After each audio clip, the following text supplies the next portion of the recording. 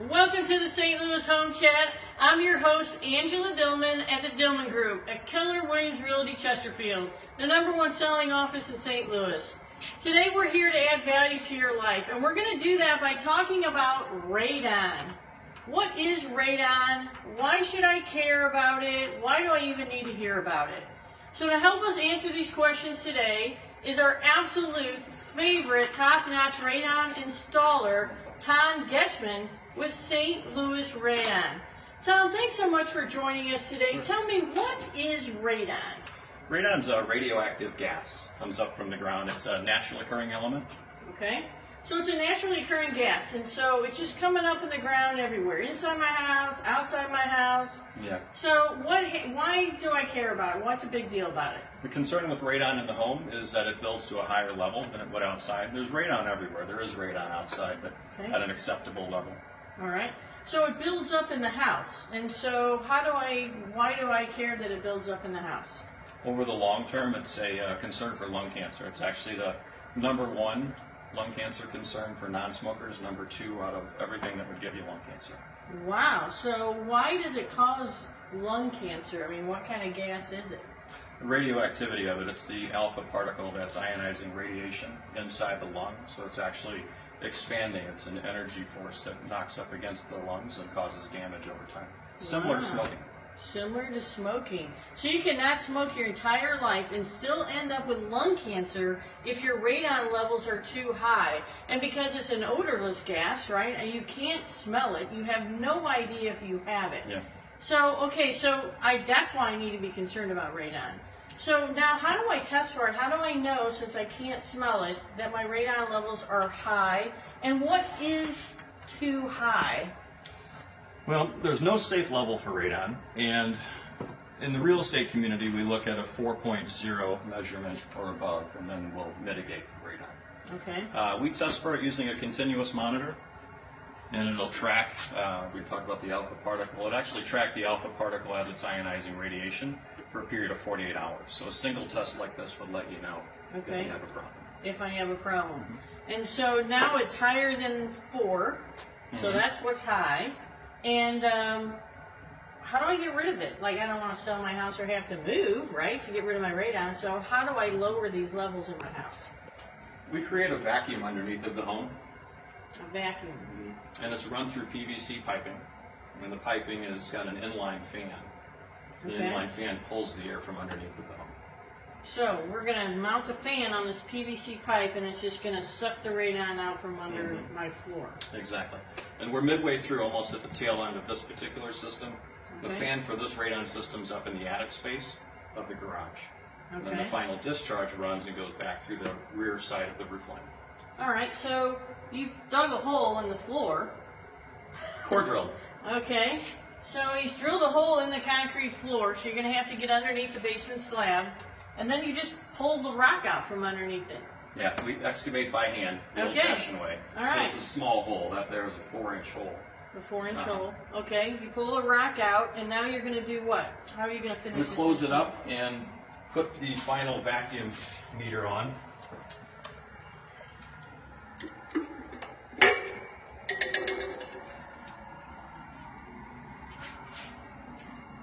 All right, so we've got a fan mounted in the attic that's actually going to suck this radon out from underneath the floor. In this radon installation, there's been many companies that have installed these radon systems to help you lower these levels, and they're not in business today. So there is the right way to do it and wrong ways to do it. Let's put it that way. And Tom, we've been using Tom for a long time. Tom's been around for 10 years now, I believe. Yeah. And he's been just the most awesomest radon installer. We've never had a call back on anything he's ever installed. It's always worked well.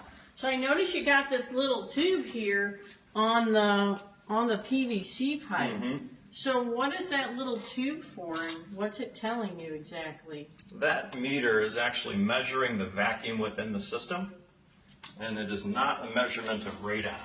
All right, it's A not lot of a- times people look at that meter and they'll think that as long as it's running, it's fine. In most cases, that will be true. I'll show you that meter in just a second when it's plugged in, but the fan is telling you, the meter is actually just telling you that the fan is running.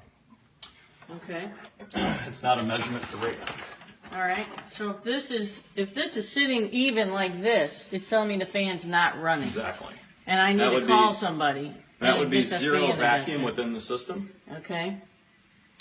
Sorry, Josh. So it's actually monitoring the vacuum. And once we fan. plug this in, that left-hand side will rise up and show us how much vacuum we have within the system. So with a meter reading something like that on a house just under 2,000 square feet, we should have sufficient vacuum to solve the problem. Okay, and then how do you know that once you've installed it, it does solve the problem? Every one of the mitigation projects comes with a follow-up test. Okay. And we'll run that continuous monitor for 48 hours. We bring it with us on the installation date, program it with a 24-hour delay, and then run it for 48 hours. So you give the system 24 hours to work, to start working, and then you test it to see if you've brought these radon levels down. Right. We'll normally see results somewhere around 12 hours, but it's always best to wait the 24. The full 24 will let you have a consistent reading of what you expect for the long-term averages. All right, and so how do you figure out where in a basement you can install this system? On this house here, we've got an unfinished basement, and it pretty much could have gone anywhere. It's a newer home. We've got gravel underneath of the home, so you're going to get good airflow anywhere you would put this radon system. So it comes down to aesthetics for a home like this. Okay. So you don't want to mount this big pipe and fan on the outside of the house because it doesn't look very pretty.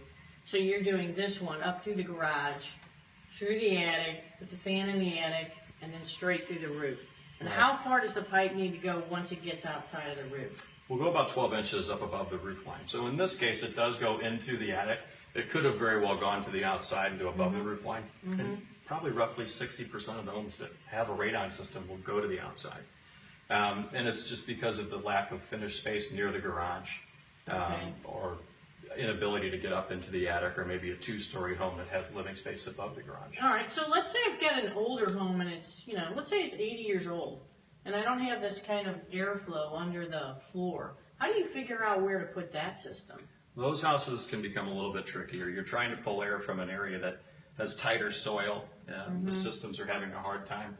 On those homes, you'll see the meter rise up. It could be 2 or higher, meaning the system's struggling to get air. I gotcha. We'll look, obviously first for an unfinished area, because you not want to put a PVC pipe into your finished area. Right. Yeah. We like to be in utility rooms. We like to be in laundry rooms. Things like that. Okay. So are there different size fans that you use depending on the application? Yeah. No. So on this house, we've got a medium-sized airflow fan that's right around 2,000 square feet. Okay. When we get into homes, newer homes that are above 2,000 square feet, we'll look at using larger diameter piping, higher air velocity fans. I see. So you're experienced enough to figure that out. So this isn't a system you can just DIY, right? Do it yourself kind of thing? A skilled craftsman can, but in the real estate community, when you're looking to sell one, you're going to have the licensing, you're going to have the ability to stand behind a warranty. Hopefully that person's still here in 5 years. Right. And be able to provide the follow-up testing. It's not something that your average homeowner is going to want to get involved in because of the amount of effort and tools and low cost of actually doing it through a professional. Right, and we are really talking about something that's very dangerous to your health. So you want to make sure it gets done right. What kind of warranty do you provide? Each one of the systems has a 5-year warranty, and that's parts, labor, everything involved. Okay. The actual system should be here for many years after, and the fan, per the manufacturer, should last somewhere between 8 and 10 years. 8 to 10 years. So every once in a while I am going to have to replace that fan. And I know the fan's not working when this is pretty much zero. Zeros on both sides. On both sides, and that's even. Okay, great. So how much does it cost to install one of these? One like this, $750, $800 is about it. The larger ones can get as much as $1,000. Much as $1,000. Have you ever had to put 2 systems in a basement? Very infrequently, you know. And so it normally happens when there's a much larger space than 2,000 square feet, and that's kind of the cap off where you start using larger equipment. If you get into 4,000 square feet on one level, you may wind up having 2 systems. You may have 2 systems. Ooh, that would be a lot. Can you test? Is there different ways to test other than this continuous monitoring system that only you radon guys seem to have. Yeah, that's a pretty expensive piece of equipment. It's not something the average homeowner would go out and buy. Now, there are continuous monitors that a homeowner could go out and buy. They plug into the wall and they'll give you a reading fairly accurate, and they're about $100. You can also get do-it-yourself testing devices in the HVAC aisle of both Home Depot and Lowe's. And then there's a free test on our website, and it's stlouisradon.com. It's 3/4 of the way down, and it's through the Missouri Department of Health and Senior Services. Yeah, and that's great. I've used that on my own home. I've gotten that free test. It's a couple of bags that you hang in the area in the lower level where you're, I guess, using the most. And we just let them hang for a couple of weeks, actually. Is it more accurate when you let something test for a couple of weeks as opposed to a couple of days?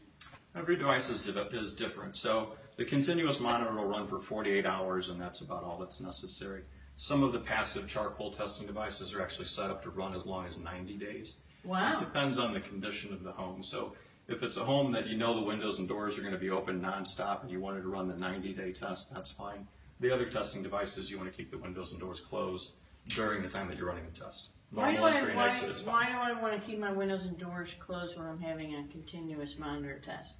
And some of the charcoal testing as well. And some of the charcoal. Yeah. So when you're under normal closed house conditions, it's kind of representing how we would live in our home normally throughout the year. Most of the time the windows are closed.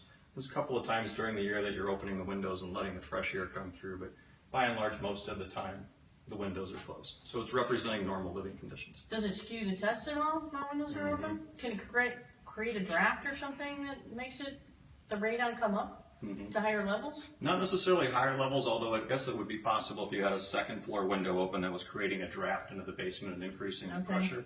Most of the time with open windows, though, you're going to see a dilution of the radon concentration. I see. You're going to see more fresh air coming in and the radon levels dropping. I see. So you don't want to skew the test. You really want to know when your house is buttoned up what your levels really are. Yeah. Okay, great. So I know that over the years, there's been radon companies that have come and gone, but yet you've stayed in business. Why is that? What makes you so special that you are such an excellent radon installer? It's a combination of a bunch of things, I think, and we try and do our best every single time. We look at the house in terms of, what could we install, and as an example, this one here, the radon system could have gone to the outside very easily. Routing it from the basement up into the garage, into the attic, and through the roof line is a lot more work. And, we step up to the plate and do what we're supposed to do each time. And a lot of these houses, even if we bring our A game, we do everything we're supposed to do, we may not get the post-mitigation results that we want. You've got to come back and make sure that it's completed before you run out of time for the home closing. Gotcha. Great. So you know what size systems to use one, and you always go the extra mile. Yeah. And it's always really a very, very clean installation. You can see how clean it is here. It's always really clean. It's always in a spot that is the least, I guess, obtrusive to the aesthetics of the property. And you always really try to, sometimes he even just says, hey, I can put it here or there. Where do you want it? And if we have a concern, we can tell you ahead of time, hey, I know I don't want it here. Right. Can you please find me another spot to put it? And he always does. So 5-year warranty on the work, which is awesome. Very reasonable on the rates. We highly recommend St. Louis Radon for all your radon needs. So they can come out and test for you, or you can use the free test, but please, please test your home for radon. It is a natural occurring odorless gas that you don't know you have. And it can cause lung cancer. Again, one of the leading causes of lung cancer. So protect your family, test for radon, and remediate for radon as soon as you know your levels are too high. Well, thanks for joining us today. And Tom, thanks so much for joining us and educating us on radon and how to mitigate for it. So, till next week on Tuesday, we're actually going to talk with a gal about Medicaid. Oh my gosh, why talk about Medicaid? Well, you're going to find out there's a lot of rule changes to that. If you have older parents, or anyone who needs to maybe in the future go on it, you're going to want to join us for that episode next Tuesday at 11:30. Thanks for joining us today, and have a great week.